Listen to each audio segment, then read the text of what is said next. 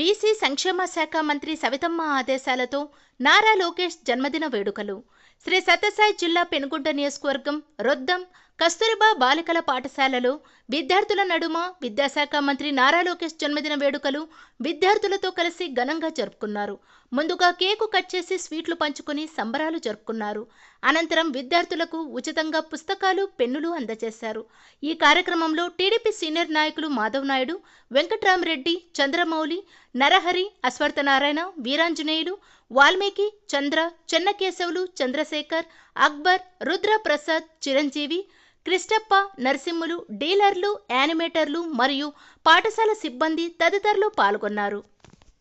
కావచ్చు, కేసులు పెట్టడం కావచ్చు, ఎన్నో విధాలుగా బెదిరించిన ఆదరం బెదరం చెదరం ఈ తెలుగుదేశం పార్టీ ప్రజల కోసం పుట్టిన పార్టీ, ప్రజల కోసం పోరాటం చేసే పార్టీ అని గ్రామీణ స్థాయి నుంచే సమస్యలు తెలుసుకున్న యువ నాయకుడు నారా లోకేష్ బాబు గారు. మరి ఆయన ముఖ్యమంత్రి ప్రభుత్వం అధికారంలోకి వచ్చిన రోజు నుంచి కూడా ఆయన విద్యాశాఖ మంత్రిగా విద్యాశాఖను ఒక పక్క, ఐటీ రంగాన్ని ఒక పక్క ఎన్నో విధాలుగా అభివృద్ధి బాటలో తీసుకెళ్లాలి. ఈరోజు ప్రతి స్కూల్లో కూడా ఎన్నో మార్పులు, ఎందుకంటే పిల్లలు ఏ విధంగానూ ఇబ్బంది పడకూడదు. కార్పొరేట్ స్కూల్కు ధీటుగా మన గవర్నమెంట్ వెల్ఫేర్ స్కూల్స్ అన్నీ ఉండాలని కోరుకున్న వ్యక్తి నారా లోకేష్ బాబు గారు. ఈరోజు ప్రతి స్కూల్లో కూడా అన్ని రెనోవేషన్స్ జరుగుతున్నాయి. పిల్లలకు కావాల్సిన వసతుల గురించి మొత్తం పిల్లలు, ఎందుకంటే భావితరాల భవిష్యత్తు పిల్లలన్న ఉద్దేశంతో ఆయన ముఖ్యంగా నాకు విద్యాశాఖే కావాలి అని ఎన్నుకున్న నాయకుడు ముఖ్యమంత్రి మన నారా లోకేష్ బాబు గారు అనే విషయాన్ని కూడా తెలియజేస్తున్నాం. ఒక పక్క ఈ రాష్ట్రాన్ని స్వర్ణాంధ్రప్రదేశ్గా మారాలి.